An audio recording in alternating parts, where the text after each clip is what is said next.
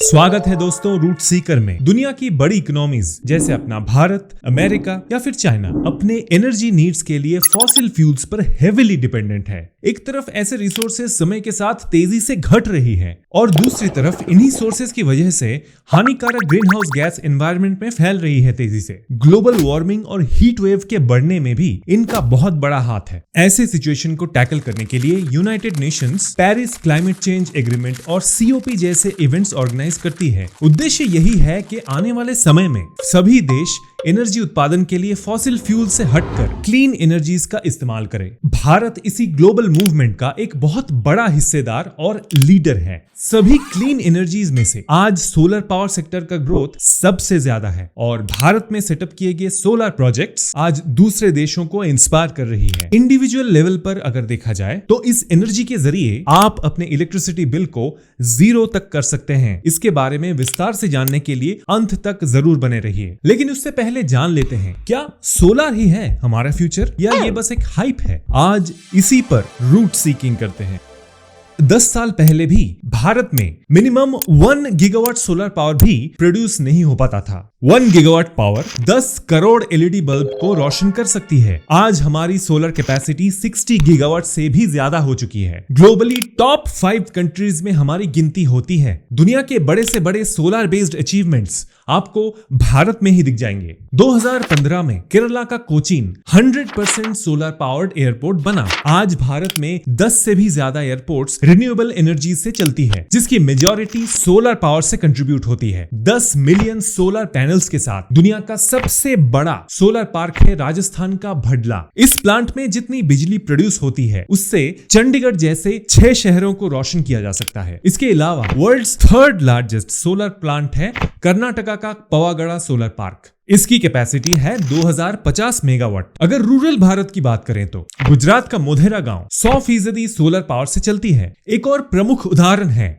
मध्य प्रदेश का बांचा गांव, जहां के सभी घर के रसोई 100% सोलर पावर बेस्ड है। तो जाहिर सी बात है कि सोलर पावर सेक्टर में भारत एक ग्लोबल लीडर है, लेकिन अचीवमेंट से भी ज्यादा मायने रखती है रिस्पॉन्सिबिलिटी। इस मामले में भी हमारा देश एक पायोनियर है। 2015 में भारत ने एक ट्रिटी बेस्ड ग्लोबल ऑर्गेनाइजेशन का प्रस्ताव दिया था, जिसका पर्पस था कार्बन न्यूट्रल फ्यूचर को प्रमोट करना। ये ऑर्गेनाइजेशन दुनिया भर के देशों को सोलर एनर्जी डेटा शेयर करेगी, नेशनल लेवल में सरकारों को पॉलिसी बनाने में मदद करेगी और फंड रेज करने में असिस्ट करेगी। इस प्रस्ताव में साथ मिला फ्रेंच गवर्नमेंट और वर्ल्ड बैंक का। इसी के साथ 2015 में एस्टैब्लिश हुआ इंटरनेशनल सोलर अलायंस का। इसका ग्लोबल हेडक्वार्टर गुरुग्राम में है। आज 100 से भी ज्यादा देश इस ग्लोबल मूवमेंट के मेंबर्स हैं। भारत के नेशनल स्पेस एजेंसी इसरो का भी इस सेक्टर में एक बहुत बड़ा योगदान है। उन्होंने solar calculator for the world बनाया था। इसके वेब पोर्टल और एंड्रॉयड ऐप वेदास के जरिए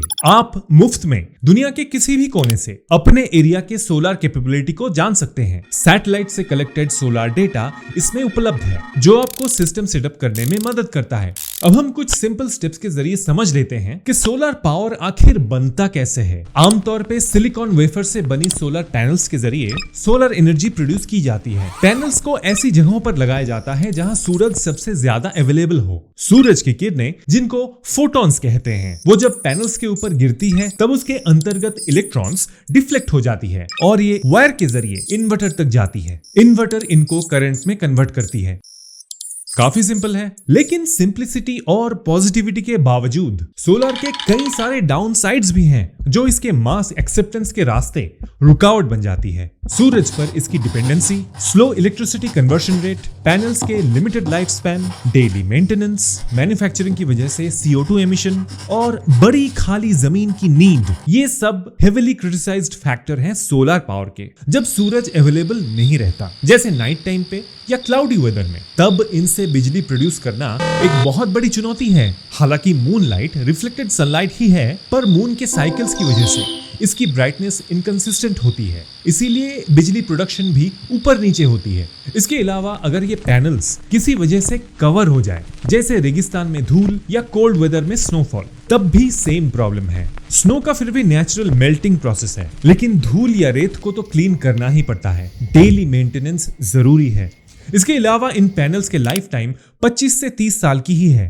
इसी वजह से भारत के ज्यादातर सोलर प्लांट्स 25 से 28 साल के लीज पर सेटअप किया जाता है। सोलर एक्सेसरीज के मैन्युफैक्चरिंग में सिलिकॉन, एल्यूमिनियम, कॉपर, सिल्वर और स्टील जैसे रॉ मटेरियल्स का यूज होता है। यानी इसका मैन्युफैक्चरिंग प्रोसेस पूरी तरह से कार्बन न्यूट्रल नहीं है, जिसको आयरॉनिकली सोलर का सबसे बड़ा एडवांटेज कहा जाता है। सबसे बड़ी ग्लोबल समस्या तो है खाली जमीन की। दुनिया के किसी भी कोने में किसी भी तरह के प्रोजेक्ट्स के लिए बड़ी खाली जमीन का मिलना कोई इजी टास्क नहीं है, और सोलर जैसे over the time effective energy source के लिए बड़ी खाली जमीन का इस्तेमाल करना बहुत से लोगों को प्रैक्टिकल नहीं लगता। जिस तरह से अर्बनाइजेशन और इंडस्ट्रियलाइजेशन बढ़ रही है, सोलर के जरिए एनर्जी रिक्वायरमेंट्स को फुलफिल करना एक बड़ी चैलेंज की तरह सामने आ रही है। 2030 तक भारत के रिन्यूएबल एनर्जी कैपेसिटी का टारगेट है 500 गीगावाट्स, जिसमें से सोलर का 300 गीगावाट कंट्रीब्यूशन एक्सपेक्टेड है। ये कितना प्रैक्टिकल है? ये सारे क्वेश्चन और कंसर्न्स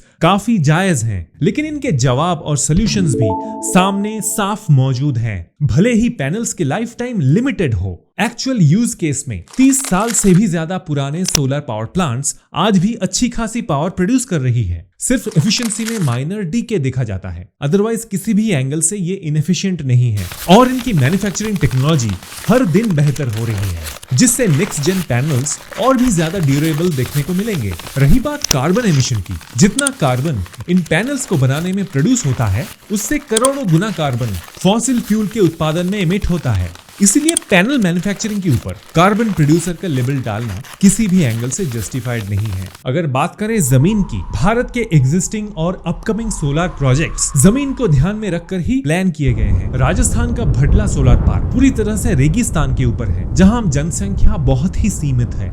कर्नाटका में स्थित पवागढ़ सोलर पार्क बंजर जमीन के ऊपर बनाई गई है, और proposed world's biggest floating solar plant Narmada नदी के ऊपर बनाई जा रही है। इसके अलावा दुनिया भर के देश स्पेस सैटेलाइट्स के जरिए सोलर पावर हार्नेसिंग की कोशिश कर रही है। रिसेंट टाइम्स में आम जनता का इंटरेस्ट सोलर के प्रति बढ़ा है। गवर्नमेंट इसको इंडिविजुअल लेवल पर इंकरेज कर रही है सब्सिडी के जरिए। पिछले कुछ सालों में सोलर पावर सिस्टम सेटअप करने का कॉस्ट काफी कम हो गया है। हालांकि ये आपके बजट पर डिपेंड करता है। अगर लॉन्ग टर्म रिटर्न कैलकुलेट करेंगे तो आपका फ्यूचर इलेक्ट्रिक बिल 0 तक हो सकता है। ट्रेडिशनल इलेक्ट्रिसिटी के केस में आप खुद पावर प्रोड्यूस नहीं करते, बल्कि ग्रिड से पावर लेते हैं, लेकिन सोलर के केस में आप खुद अपने घर में बिजली प्रोड्यूस करते हैं। इसकी वजह से आपको आफ्टर इंस्टॉलेशन बिजली के लिए कोई एक्स्ट्रा खर्चा नहीं होता, बल्कि एक्स्ट्रा इनकम के चांसेस होते हैं। कैसे? देखिए, 2 तरह के सोलर पावर सिस्टम्स हैं, ऑन ग्रिड और ऑफ ग्रिड। ऑफ ग्रिड का फंक्शन सोलो है। जितना पावर आपके रूफटॉप सोलर से बनता है, वो आपके पर्सनल बैटरी में स्टोर होता है। आपके पर्सनल यूजेज के बाद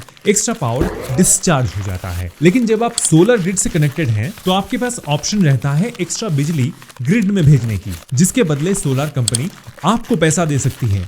लेकिन फेयर डिस्क्लेमर, ध्यान रखिएगा कि ये कोई मैंडेटरी रूल नहीं है।